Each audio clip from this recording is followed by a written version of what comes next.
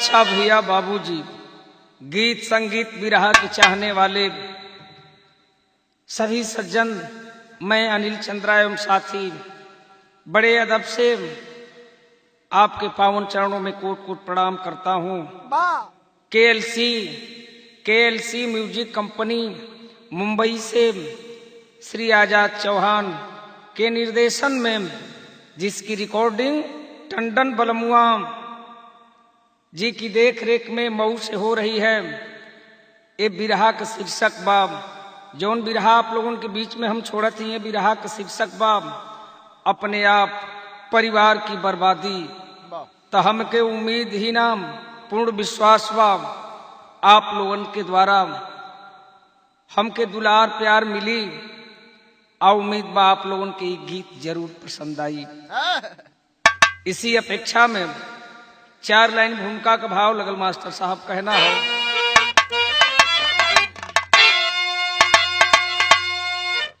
गजब है फसाना जमाने का यारो, खिलौना बनी आज माया की नगरी। लिया इश्क में रिस्क पागल सपेरा, समाती चली जा रही भव में गगरी। कहने को सोने की नगरी है भारत, कमीनों की आंखों में है काली बदरी। समय है संभल जाओ अब से भी साथी, अरे कविवरी अशोक की कलम होगी प्रहरी।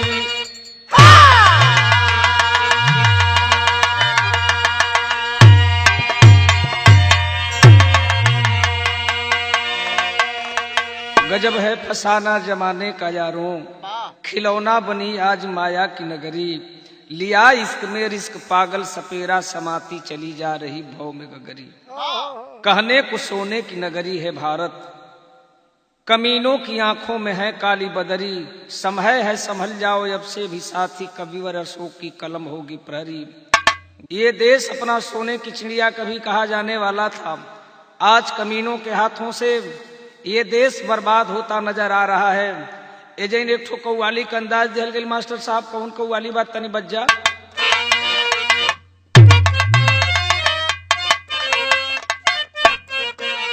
वो आप लोगों का चित परिचित गीत बा, कौन गीत बा बाबू? अरे मेरे खून दिल की मेहंदी, मेरे खून दिल की मेहंदी, अरे हाथों में ना लगाना।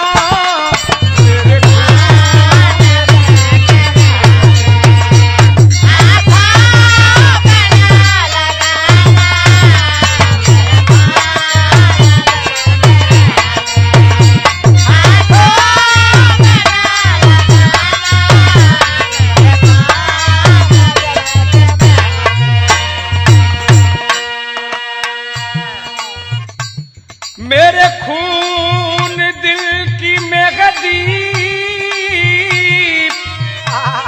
हाथों में ना लगाना। मेरे खून दिल की मेहंदी,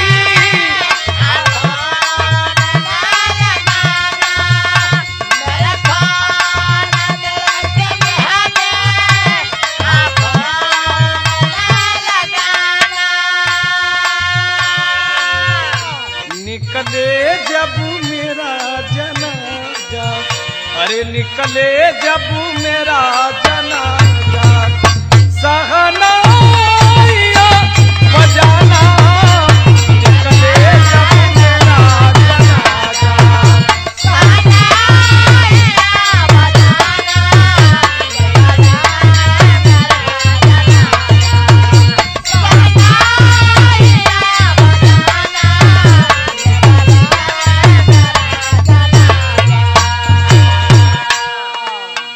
बिरहा में बड़ा निमन भाव कवि जी लिखलन। संसार जल रहा है, संसार जल रहा है, चौदिस पड़ी है खाई। संसार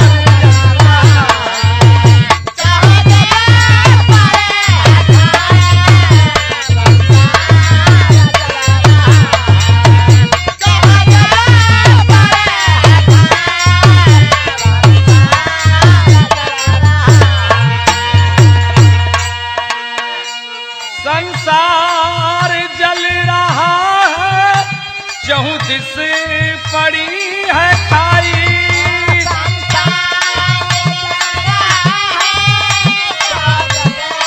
पड़ी है खाई।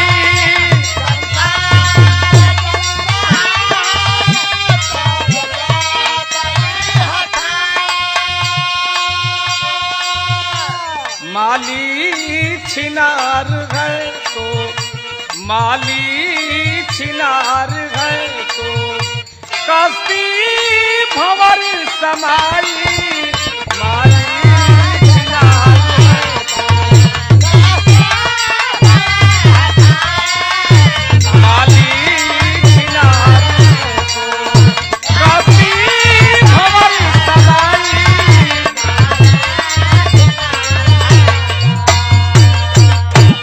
जैसे हमारे बिरहा की स्टोरी का शुरुआत हो गई।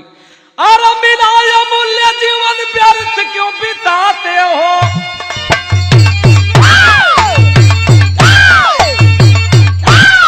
शान व शौक के बस में चमन जलाते हो। गलत रहोगे राह गलत ही अपनाओगे, गलत रहोगे राह गलत ही अपनाओगे। नहीं जो होना चाहिए वो कर दिखाओगे। जिला बलिया यूपी में 2 कटी एक थाना है, गांव बिशुनपुरा का हीरा एक मस्ताना है। पढ़ाई करते जबकि जवानी में आया है, पढ़ाई करते जबकि जवानी में आया है। डॉक्टरी पढ़ने का विचार मन में लाया है।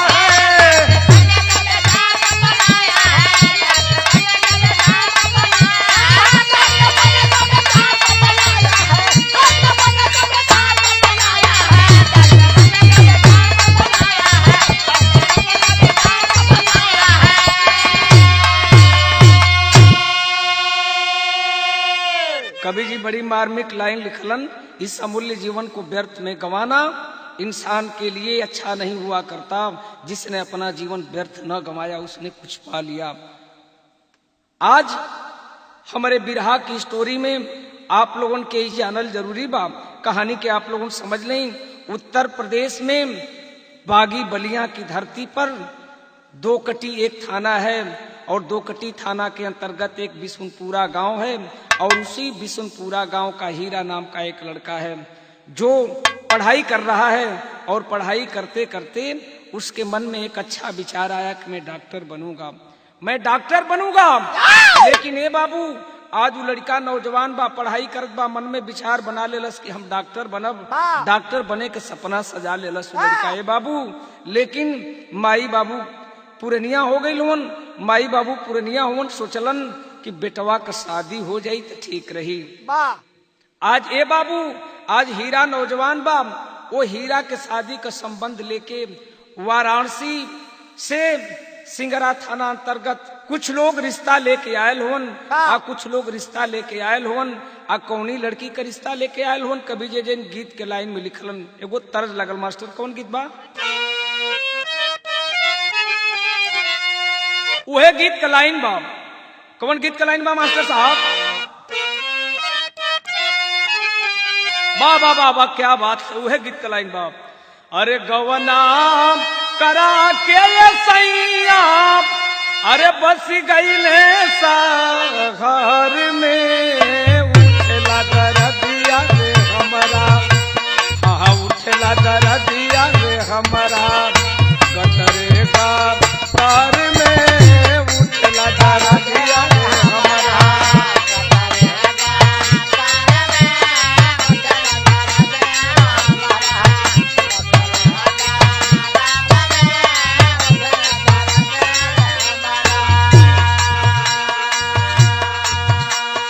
कवि जी परिचय बताओ, कौन हीरा नाम की लड़का का शादी कौना लड़की से तय भइल, वो लड़की कौना गांव का रहे वाली बा, कौने मुहल्ला का रहे वाली बा। भाव कवि जी लिखलन, बनारस नगारिया में, बनारस नगारिया में सिंगराबा थानवा, सुरक्षितपुर चंदुआ की, अरे सुरक्षितपुर चंदुआ की रहली माँ या नवा, सुरक्षितपुर चंदुआ की रहली माँ या नवा, सुरक्षितपुर चंदुआ की रहली माँ या नवा,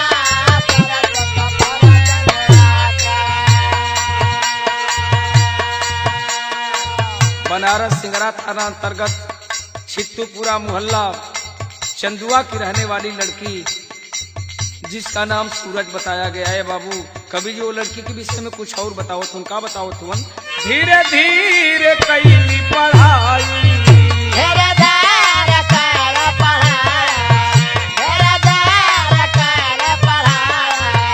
लिहलसी जवानी अंगड़ाई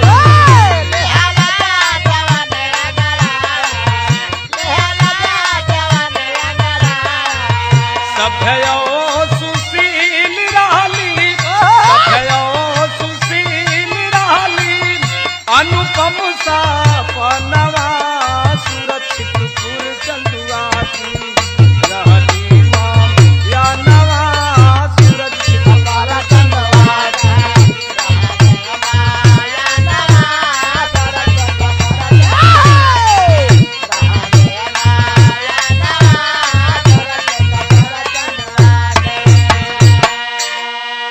छित्तूपुरा मोहल्ला की रहने वाली वो लड़की सूरज नाम की आज शादी के बातचीत चलल वाराणसी से लोग गइलन बलिया दोकटी थाना अंतर्गत बिशुनपुरा गांव में हीरा नाम के लड़का से वो शादी तय हो गई।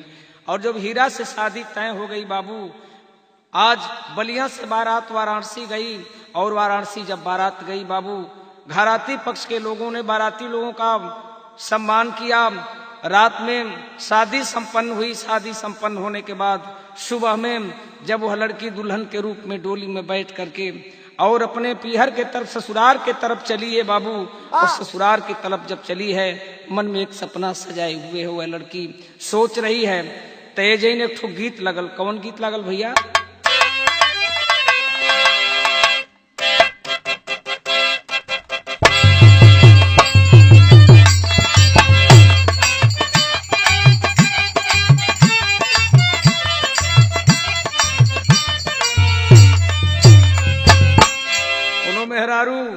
अपना पतिदेव से कहत बा का पतिदेव से कहत बा सैया जन जा तू सूते दलानी में मनवा लागल बा हमरो जवानी में मनवा लागल बा हमरो पलानी में सैया जन जा तू सूते दलानी में सैया जन जा तू सूते दलानी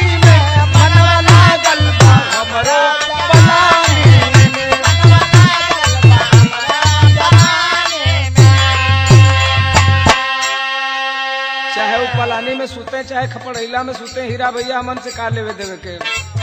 लेकिन आज वह लड़की दुल्हन के रूप में चली है अपने पति के साथ में। सोच रही है क्या सोच रही है?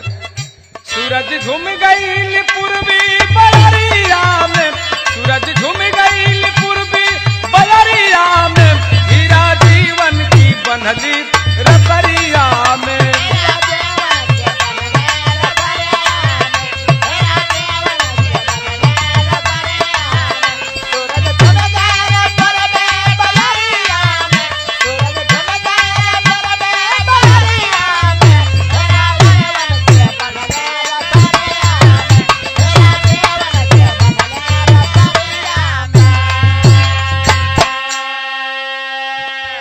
पढ़ी लिखी लड़की अपने ससुराल में आती है। पतिदेव के घर में जब पांव रखती है बाबू बहुत प्रफुल्लित है। जैसा सोच रही थी वैसा ही उसका सपना सच हुआ बाबू।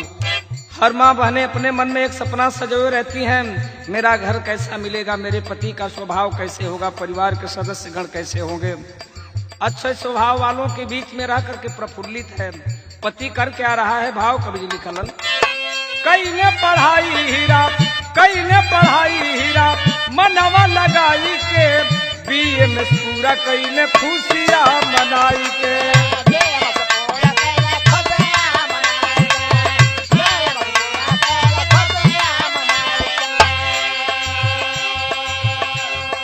हीरा भी उतना ही प्रफुल्लित है अपनी पत्नी सूरज को पा करके। समय व्यतीत होता जा रहा है। समय कुछ और व्यतीत भैल बाबू। वो लड़का बीएमएस का तैयारी करे लगल। अब बीएमएस पूरा भी कर लेलस, लेकिन मालिक एक और खुशी दे देलन। कौन खुशी देलन बाबू?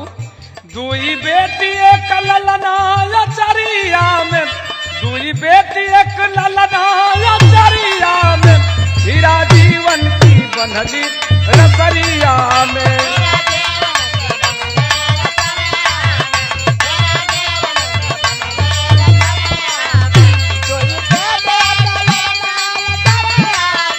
दुई बेटी एक ललना चरिया में, हीरा जीवन की बनली रसरिया में।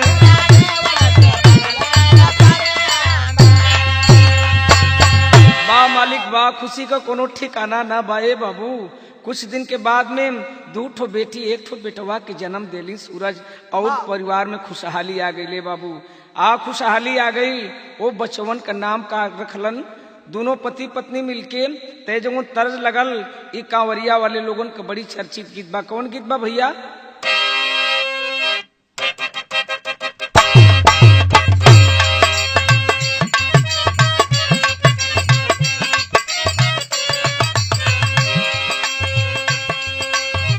चढ़ जा पहाड़ शिव का नाम लेके गुइया, चढ़ जा पहाड़ शिव के नाम लेके गैया, चढ़ जा पहाड़ शिव के नाम लेके गैया। कुछऊ हो जाई कांवर धरी हो न भुइया, कुछऊ हो जाई कांवर धरी हो न भुइया, चढ़ जा पहाड़ शिव का नाम लेके गुइया। चढ़ जा पहाड़ शिव के नाम लेके गैया, चढ़ जा पहाड़ शिव के नाम लेके गैया। जब देवघर भगवान भोलेनाथ के भक्तगण लोग जालन कितना प्रेम और श्रद्धा होखेले। साथी लोग जब चलेलन केहू उमें दर्द आ पीड़ा से लाचार हो जालन। सुइया पहाड़ जब चढ़े के होखेला लोग साहस देलन। भगवान भोलेनाथ की कृपा बनी रहेगी, आप चलते रहिए, आप पीछे नहीं रहेंगे, आप भी चलेंगे। सुइया पहाड़ चढ़ना है आपको, हिम्मत ना हारिए। कितना भक्ति भावना भरल बा लोगन में। इ त गीत रहल, लेकिन भाव कभी लिखलन। वो बचवन का नाम का रखलन। दोनों बिटियन के सजल प्रिया नाम रखले, दोनों बिटियन के सजल।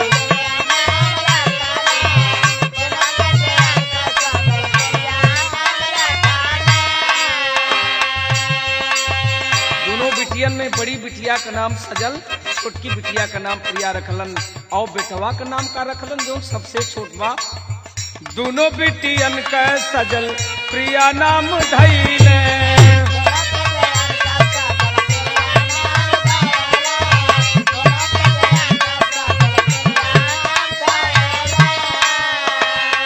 प्रिंस के पाके मगन होई गईले, प्रिंस के पाके मगन होई गईले, दोनों बिटियन के सजल प्रिया नाम धैले।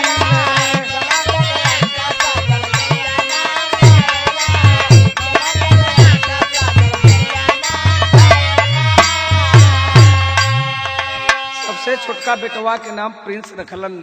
आप प्रिंस रखलन, परिवार प्रफुल्लित बा। और एक ठो काम कैलन। कौन काम कैलन भैया? बैरिया में अस्पताल खोली रहे लगले,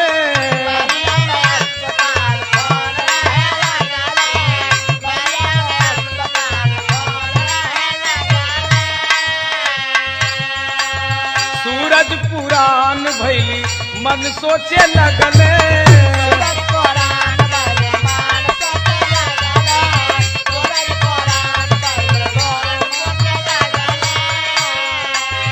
रंगीन मिजाज रंडी बाज होई गईले, रंगीन मिजाज रंडी बाज होई गईले, दोनों बिटियन का सजल प्रिया नाम धैले।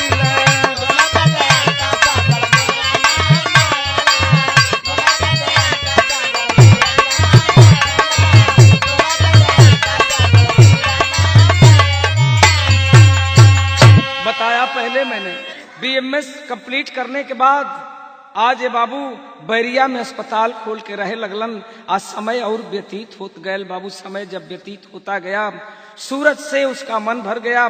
सूरज को पुरानी समझ करके बाबू उसका मन दूसरी गैर औरतों के साथ रंगरेलियां मनाने की तरफ चला गया है बाबू।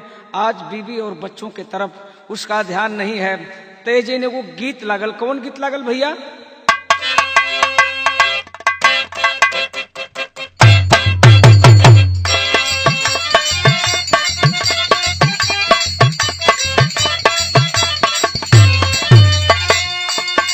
कोनो पढ़ल लिखल पतो अपने सास के समझावत बा, का समझावत बा?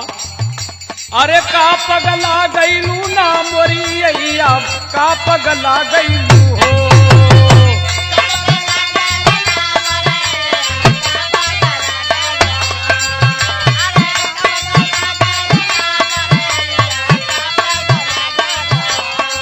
हम तक खुदे रहिला बउरहिया, हम तक खुदे रहिला बउरहिया, ये रहिया का पगला गईलू हो।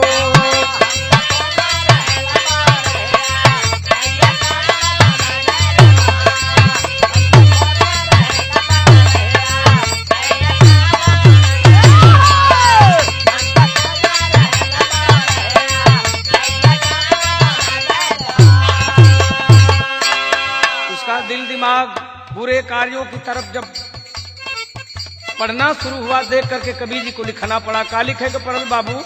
अरे घेरल सियन हरिया मन पगलाइल, घेरल सियन हरिया मन पगलाइल, कैले नादानी ना।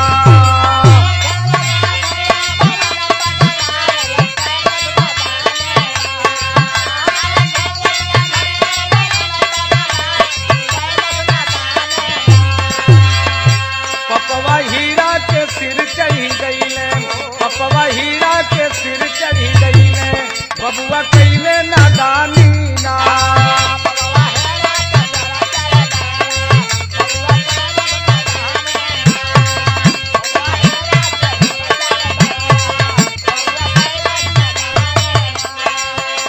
जो मन में आता वही करता, लेकिन एक दिन अपने मन में एक प्लानिंग बनाया। कौन सी प्लानिंग बनाया? अरे कर्ज लिहालो 12 लाख जाई,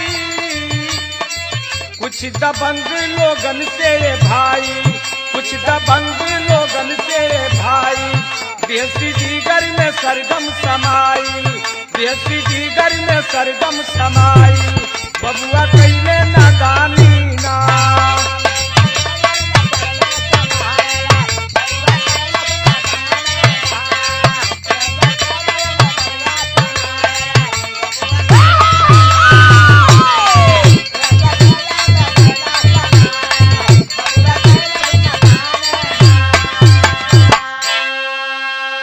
अपने मन की करने में उसे और तसल्ली जब नहीं हुई, पैसे की कमी पड़ी बाबू। 12 लाख रुपए कुछ दबंग लोगों से कर्ज लिया, और कर्ज जब लिया बाबू, उसका मन और आगे बढ़ा, और मन जब आगे बढ़ा बाबू, तो वह सागर में गोता लगाना शुरू किया। भाव कवि जी लिखलन, एजे ने ठोकर चरित्र के देख के भाव लिखे के परल। वो का करत बा? और उहे तरज का लाइन बा। कौन तरज का लाइन बा?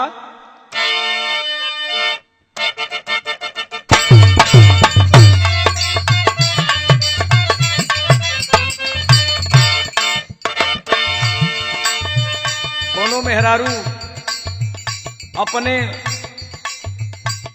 पति के चरित्र के विषय में, व्यवहार के विषय में अपनी सखी सहेली से बतावत बका, बतावत बा।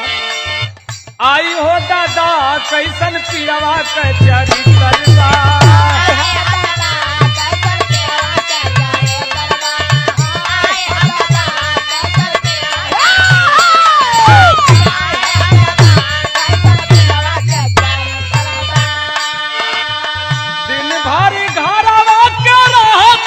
भीतर बा, दिन भारी घरवा के रहती भीतर बा।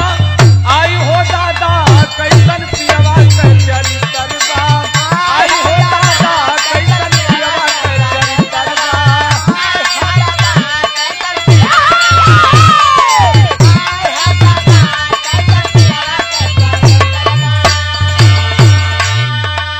इधर बिरहा में वो हीरा के चरित्र के विषय में बतावे जाते हैं।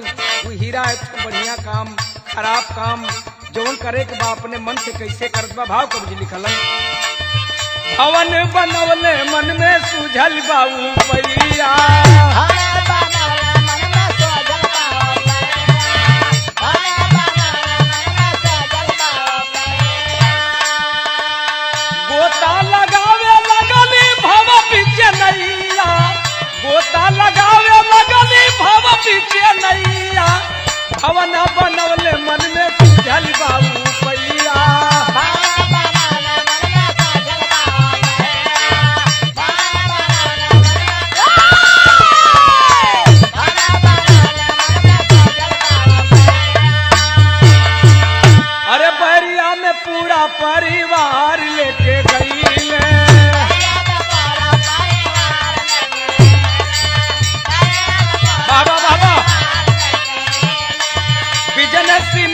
छड़ के शुरू हाँ कैले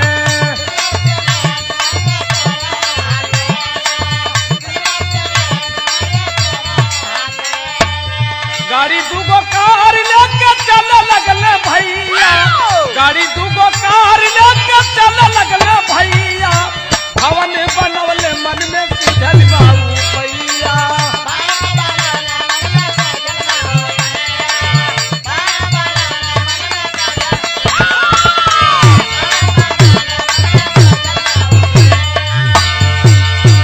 अपने क्षेत्र के कुछ दबंग लोगों से मैंने बताया 12 लाख रुपया कर्ज लिया। कर्ज लेने के बाद ए बाबू एक बहुत बढ़िया सुंदर मकान बैरिया में बनाया और बैरिया में सुंदर मकान बनाने के बाद वहीं पर सीमेंट गिट्टी छड़ बालू का बिजनेस शुरू किया और एक नहीं 2 एम्बेसडर कार खरीदा और 2 एम्बेसडर कार खरीदा और मौज मस्ती लेना शुरू किया। बाबू आज मौज मस्ती लेवे लगल तो करी मौज मस्ती में का स्थिति बा उ का करत बा भाव कभी लिखल ने जैन हीरा को जितना पैसा बिजनेस में नहीं मिलता था जितना पैसा वह गुलछर्रे उड़ाने में खर्च करता था।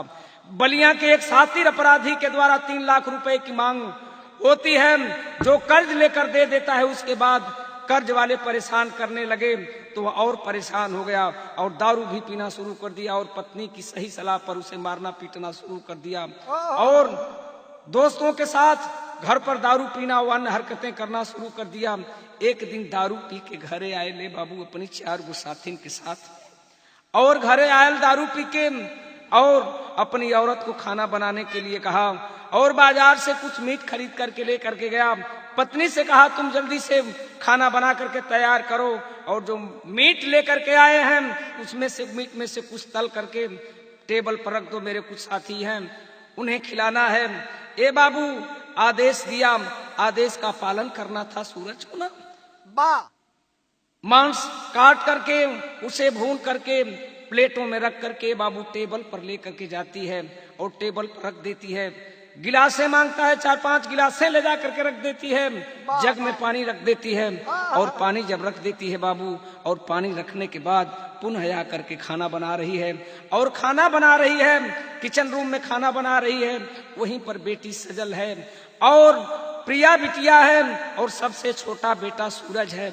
ए बाबू वही ये लइकवा बैठल मतारी की लगे और इधर दारू का दौर चल रहा है, दारू का दौर चल रहा है। उसी वक्त हीरा उठ करके आया और किचन रूम में अपनी पत्नी को पकड़ लिया और पकड़ करके कहा कि तुम चलो मेरे साथियों की इच्छा की पूर्ति करना है।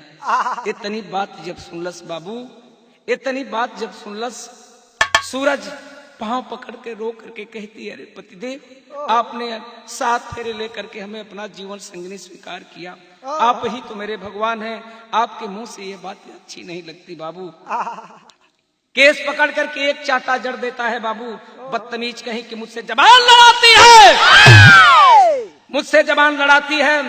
आखिरकार बाबू पत्नी को घसीट रहा है, पत्नी को घसीट रहा है। तेजे ने ठोक तरज लागल, कौन तरज लगल भैया?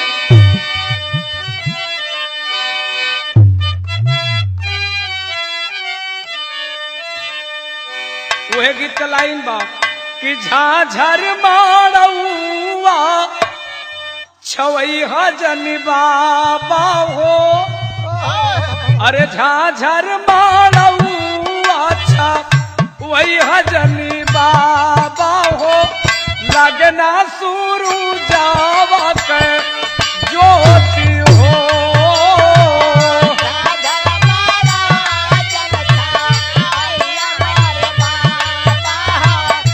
लगना शुरू जावा के ज्योति हो।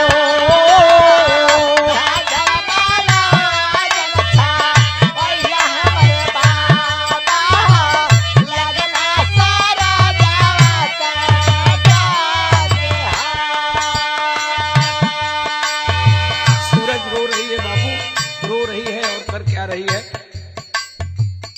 रोवली मातारी आंसू हर की नजरिया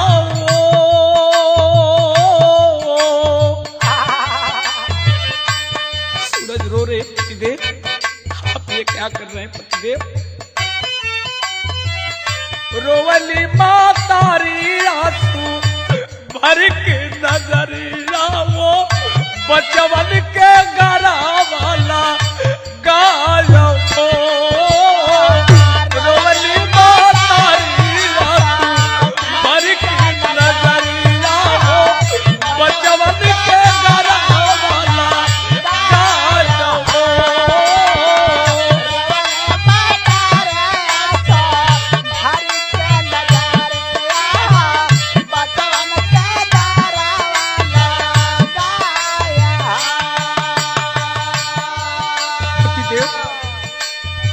हमारी इज्जत का सौदा करे का कहा से सोच लेला पतिदेव। हम तुहार पत्नी है, अपनी बचवन के तरफ देखा पतिदेव, अपनी बचवन के तरफ देखा। एक बात कहती है, क्या कह रही है? जवन जवन कहा बसैया मानव हम कहनावा वो जवन जवन कहा बसैया मानव हम कहनावा वो ले बाधारा बाबा बा चायो कहा बसैया मानव हम कहनावा वो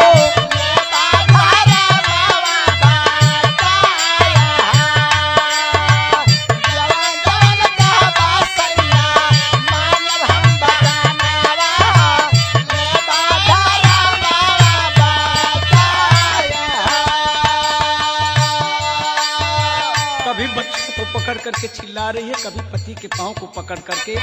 लेकिन वह नीच कमीना पापी गद्दार करता क्या है? सुन लेना बात तब पापी निरदैया कैसी खिंचला उस बार हो। आखिरकार बाबू केस पकड़ करके जहां दारू का दौर चल रहा है कोठरी में अपने साथियों के साथ अपने साथियों के बीच में लेकर के जाता है। अंदर से सिटकिनी बंद कर देता है। तीनों बच्चे दरवाजा खोलने की अपील कर रहे हैं, चिल्ला रहे हैं, रो रहे हैं। लेकिन वह नीच कमीना पापी गद्दार अंदर से सिटकिनी बंद कर दिया, दरवाजा नहीं खुल रहा है। अंततो गत्वा उसने अपने साथियों के साथ किया क्या? सुन लेना बात तब पापी निरदैया कैसी आँखी चले उस बाहर हो। चारों दोस्त पारी पारा लुटल इज्जतिया वो चारों दोस्त पारी पारा लुटल इज्जतिया वो मुहवा में का पाला दा पायो हो। चारों दोस्त पारी पारा लुटल इज्जतिया हो मुहवा में का पाला दा पायो हो।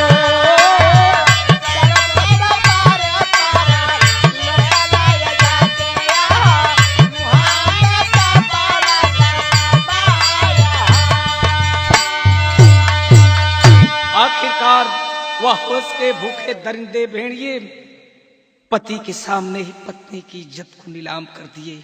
बारे वह दरिंदा नीच कमीना पति मुक्तरसक बना देखता रहा। लेकिन बिरहा शैली में भाव कवि जी के लिखे के परल बा भैया।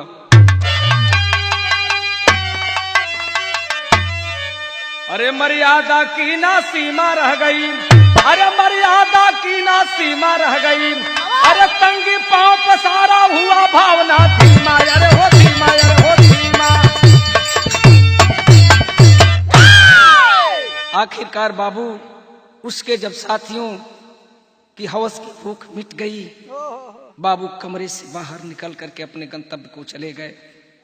सवेरा फैले बाबू आज दर्द वेदना से करा रही है, पीड़ित है सूरज। सोचती है कहीं नदी नाले कहीं कुएं में जाकर के अपनी जान दे दूं या जहर खा करके जान दे दूं। फिर उसका ही मन उसे समझाना शुरू करता है, उसकी आत्मा उसे धिक्कारती है। अरे सूरज रात में तूने जो यातनाएं सही, यातनाओं को जो सहना था तुमने तो सह लिया, लेकिन ये तुम अच्छा नहीं करने जा रही हो। तुम्हें सजल के लिए जीना होगा, तुम्हें प्रिया के लिए जीना होगा, तुम्हें अपने अबोध बच्चे प्रिंस के लिए जीना होगा। आखिरकार बाबू अपने आप को मना तो ली, अपने आप को तो मना ली हलस। ए बाबू कुछ समय और बीतल, ए बाबू कुछ समय और बीतल। सूरज सोचलस कि अगर नैहरा में बता देते, गांव नगर के लोगन के बतावत हैं, हमारी पति की मर्यादा डूब जाई, हमार मर्यादा डूबी, लोग तिरस्कार करिहन, अपमान करिहन, अपमान का घूंट पी करके ए बाबू आज वह सूरज चुपचाप अपने घर में अपने पति के साथ रहने लगी। बाबू कौन ऐसी औरत होगी आज अपनी पति के साथ में रहत बा, समय व्यतीत होत बा। आज समय जब व्यतीत होके लागल बाबू, 2-3 बरिस का और समय जब व्यतीत भइल, भूल गई इन सारे गमों को, सोच लेती है कि मेरे पति में सुधार आ गया। लेकिन एक दिन का बात बा, एक दिन अपनी पत्नी सूरज से हीरा कहा कि प्रिय, मैं तुम्हें एक अच्छी खबर देने वाला हूं, टेलीफोन करके मैं तुमको बताऊंगा, मैं जा रहा हूं कहीं बाहर और वहीं से फोन करके बताऊंगा, जब मेरा फोन आएगा तो तुम तैयार हो जाना। लेकिन आज कहा क्या, घर से निकल तो गया, टेलीफोन करके बताया आज हम लोग शाम के वक्त में ससुराल चलेंगे, तुम्हें भी मैके जाए बहुत ज्यादा दिन हो गया, बच्चे भी ननिहाल में उनको गए बहुत ज्यादा दिन हो गया, आज हम लोग ससुराल चलेंगे। आज बाबू प्रफुल्लित है सूरज, कम से कम हमारे पतिदेव सही रास्ता पर आ गईलन। लेकिन भाव कभी लिखलन, सारंगा का लाइन लगल,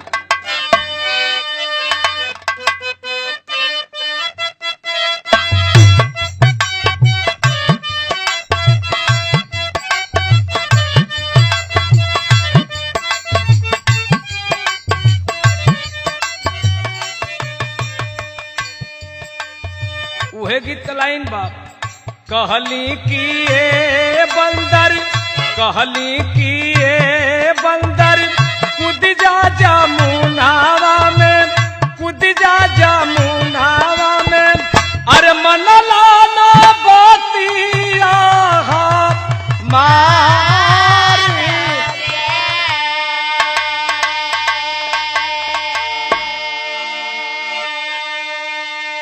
लेकिन बिरहा की तरफ आप लोगों का दिल दिमाग ले चली।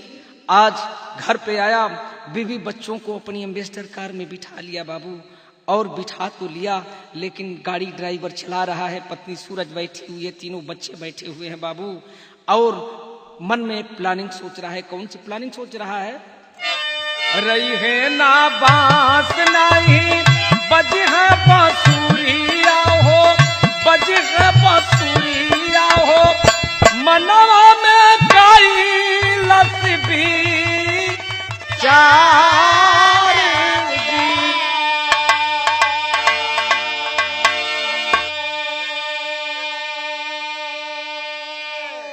बोलल रहल हीरा जही दिन, नारी से बचनिया हो, नारी से बचनिया हो, लड़का संग अइलन सासु रार जी।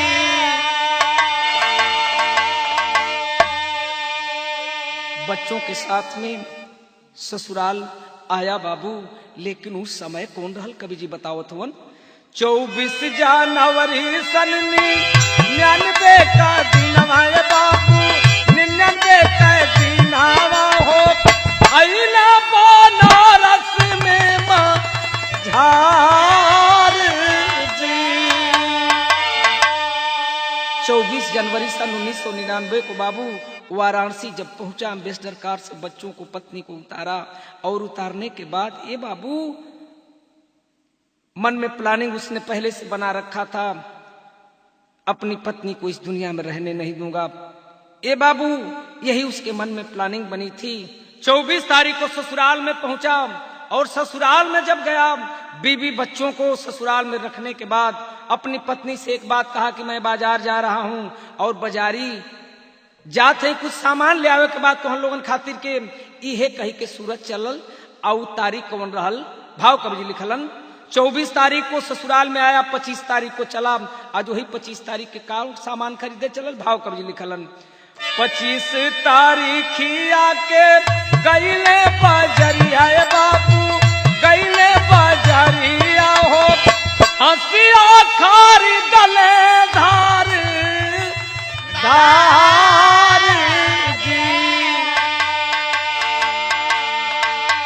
25 तारीख की शाम को बाबू बाजार गया और बाजार जाने के बाद एक बैग खरीदा और उस बैग में एक धारदार हंसिया खरीद करके बैग में रख करके आया। और बैग में रख करके जब आया बाबू, अब बैगवा में रख के आयल, रोज की दिनचर्या थी, सभी लोग खाना वगैरह खाने के बाद अपने अपने कमरों में सो जाया करते थे। उसी तरह से उस दिन भी सभी लोग खाना वगैरह खा करके सब लोग विश्राम करने के लिए चले गए।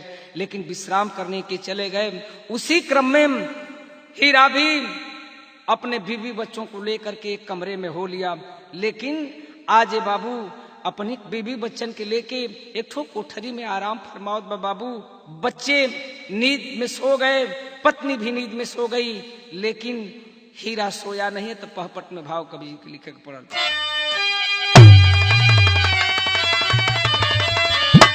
अरे जहर जिंदगी बनल मौत का प्याला गाला बच जाई, अरे जहर जिंदगी बनल मौत का प्याला गाला बच जाई, अब बढ़ल रही जो मनवा गिरबा खाला गाला बच जाई।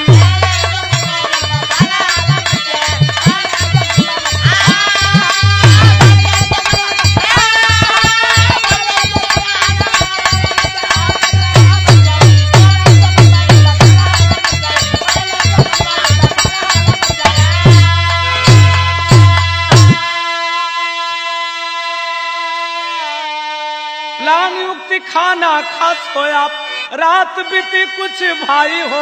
पहले बतौलिन सभी लोग सो गए हैं बाबू, अर्धरात्रि में बाबू करता क्या है, प्लान युक्ति खाना खा सोया, रात बीती कुछ भाई हो, अरे दरवाजा अंदर से बंद कर, ए बाबू हंसिया लिया उठाई हो, अरे सूरज को मारा पहले मतवाला काला मच जाई, अब बढ़ल रही जो मनवा गिरबा खाला काला मच जाई। ए बाबू अर्धरात्रि में वह नीच कमीना पापी गद्दार बैग से धारदार हंसिया निकाला बाबू। दरवाजा तो अंदर से बंद ही कर दिया था, आज बाबू दरवाजा अंदर से बंद है। हंसिया निकालने के बाद सूरज पत्नी सोई है बाबू, और सूरज के सीने पर सवार होकर के बाबू, और सूरज के सीने पर जब सवार हो गया पत्नी अवाक हो गई, पतिदेव ये क्या कर रहे हैं बाबू। एक नहीं सुनता है, एक हाथ से गर्दन दबाया हुआ है बाबू, और कुछ समय तक दबाया है गर्दन, और गर्दन दबाने के बाद बाबू अपनी पत्नी की गर्दन पर दूसरे हाथ से वह धारदार हंसिया से अपनी पत्नी का गर्दन काटना शुरू कर दिया। गर्दनवा जब काटे लागल ए बाबू, पत्नी चीख चिल्ला रही है, लेकिन कुछ ही क्षणिक मात्र में जैसे बकरे की बलि दी जाती है, उसी तरह से पत्नी के धड़ और सर को अलग कर दिया। यही से लिखल गल आल्हा की शुरुआत भइल भैया। आल्हा का भाव लगल भैया, और वह नौका आल्हा जो हमें 2 साल शुरुआत के कौन आल्हा बा,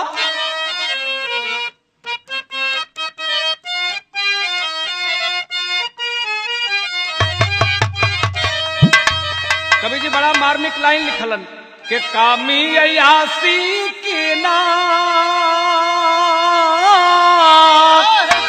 अरे कामी अयासी के नाम और मिलना चयन वाले भैया,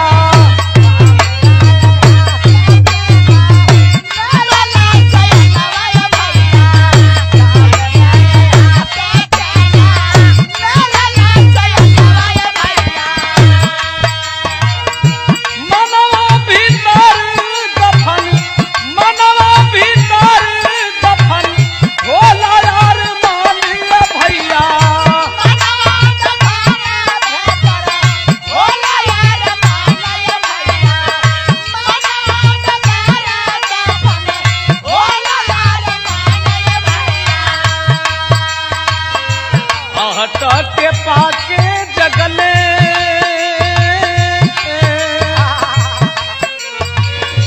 आहटा के पाके जगले तीनों रे सुमनवा ये भैया,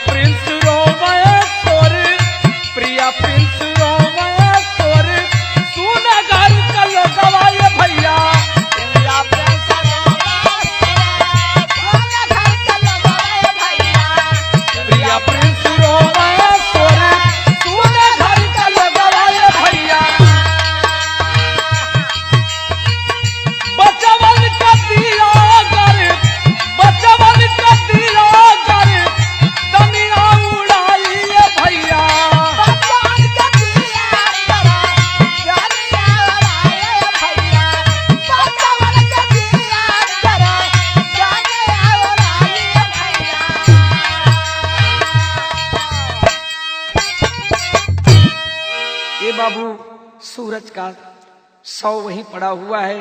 आहट की आवाज सुन करके सजल बिटिया, प्रिया बिटिया, प्रिंस बेटवा जाग गई बाबू।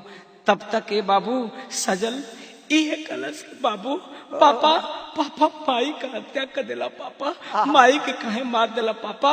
तब तक वह नीच कमीना हैवान आज अपनी बिटिया को पकड़ लिया बाबू, और पकड़ने के बाद बेटी को पटक देता है जमीन पर, और पटक दिया। बिटिया चिल्ला रही है, बेटी चिल्ला रही है, सीने पर सवार हो गया बाबू, और सीने पर सवार होकर के बड़ी बेटी सजल के गर्दन को उतार देता है। सजल के गर्दन उतार दिला से बाबू। आप प्रिया प्रिंस रोवत होने बाबू, चारपाई के नीचे जाके छुपल चाहत हुन, लेकिन पकड़ करके बाबू प्रिंस और प्रिया को भी मौत के घाट उतार दिया। मौत के घाट तो उतार दिया, उससे भी जी नहीं भरा उसका, तो उसने किया क्या? अरे प्रिंस का फार दिहलस पापी ताबा पेटावा,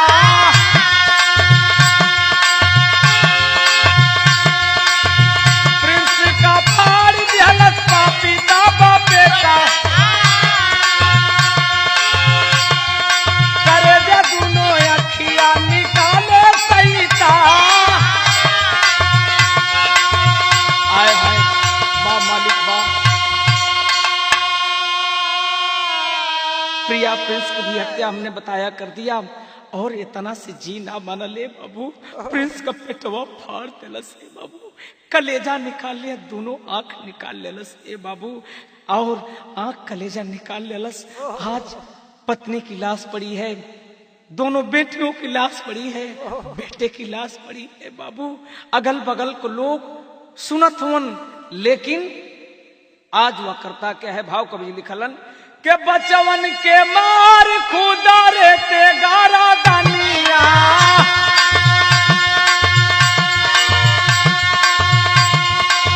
बचवन के मार खुदा रहते गारा दानिया,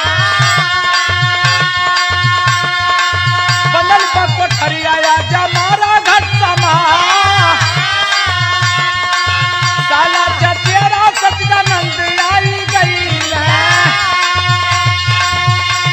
अरे साला चचेरा सचिदानंद आई गई है, तोरी दरवाजा भैले घर में गहरा,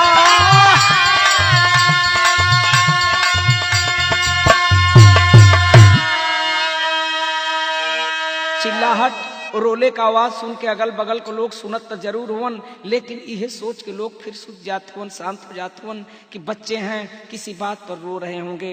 यही सोच करके लोग सो जा रहे थे बाबू। लेकिन सूरज जो लड़की थी उसका एक चचेरा भाई जिसका नाम बताया गया सचिदानंद, उससे शक हो गया कि दाल में जरूर कुछ काला है। यही सोच करके बाबू अपने बिस्तर से उठ करके आया, जहां अंदर दरवाजा बंद है बाबू, दरवाजा खोलने के लिए आवाज दे रहा है। उधर अपने पत्नी और बच्चों को मारने के बाद हीरा स्वयं अपनी गर्दन को काट रहा है।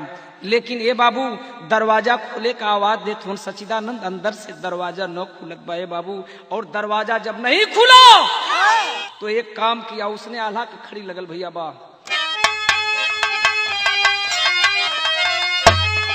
दरवाजा जब ना खुलल पैर से मार के दरवाजा के तोड़ देहलन, लाते से मार के दरवाजा के जब तोड़लन बाबू, जब बेतरह का दृश्य देखलन, बहन की लाश पड़ी हुई है, बड़ी भांजी की, मझली भांजी की, और मेरे छोटे भांजे की लाश पड़ी हुई है बाबू।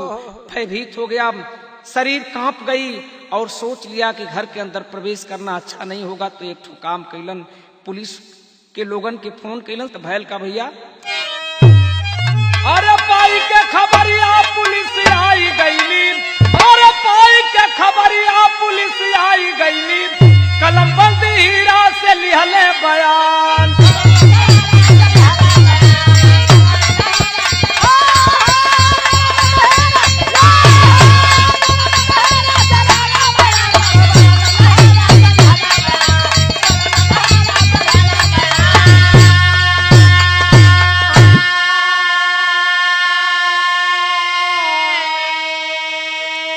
जब आई देख करके दंग हो गई बाबू।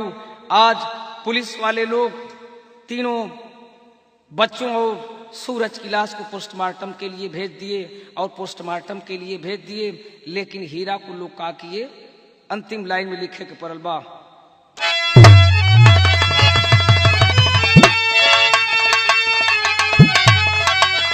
अरे जैसन कैला मोरे भैया,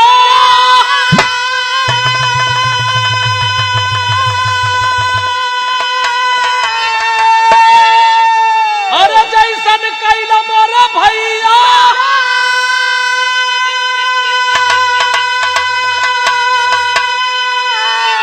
अरे गैला आगे उतरी आई अपने हथवा से अपन जरा के बखरी।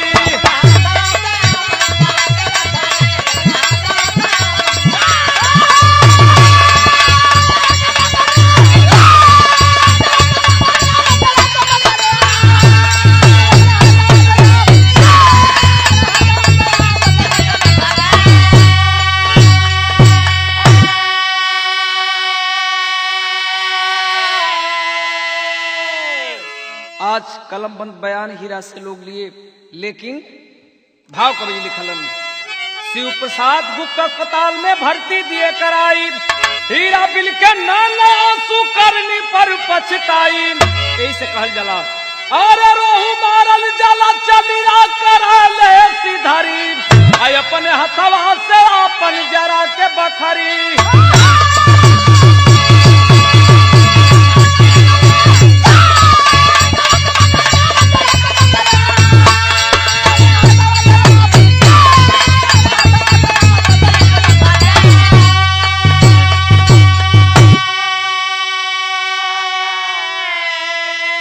पुलिस विभाग के लोगों ने शिव प्रसाद गुप्ता अस्पताल में ले जाकर के भर्ती कराए, बयान लिए बाबू। और जब बयान लिहलन तो बयान में वो हीरा बतौले का रहल भैया, दारू पीकर घर के अंदर परिवार की किया कुर्बानी, अब तक प्राण उड़े वाला बस सिस्टर दीदा पानी। सिस्टर उपचारार्थ हॉस्पिटल में है, सिस्टर खड़ी है, बता रहा है कि दारू पीने के चक्कर में, अयासी के चक्कर में मैं अपने पत्नी अपने बच्चों को मौत के घाट उतार दिया। हम पापी हैं, हम गद्दार हैं, हमके जहर का इंजेक्शन लगा दे डॉक्टर साहब, सिस्टर जी हमको जहर का इंजेक्शन लगा दीजिए। ये बाबू तमाम प्रकार की भाषाओं में अपनी बातों को कह रहा है ये बाबू, लेकिन बताया क्या, दारू पीकर घर के अंदर परिवार की किया कुर्बानी, अब तो प्राण उड़े वाला बस सिस्टर दे दा पानी। पानी मुझे पिला दो सिस्टर, पानी मुझे पिला दो सिस्टर, मैं इस दुनिया को छोड़ करके जाने वाला हूँ। तमाम प्रकार की बातें कर रहा है, लेकिन अवनी कांप गई, अंबर कांप गया बाबू उसकी हैवानियत को देख करके। तक कवि जी है लिखलन, का लिखलन भैया, अरे ऊपर रोवे अंबर नीचे अवनी गईली सिहरी, अरे ऊपर रोवे अंबर नीचे अवनी गईली सिहरी आई अपने हथवा से अपन जरा के बखरी।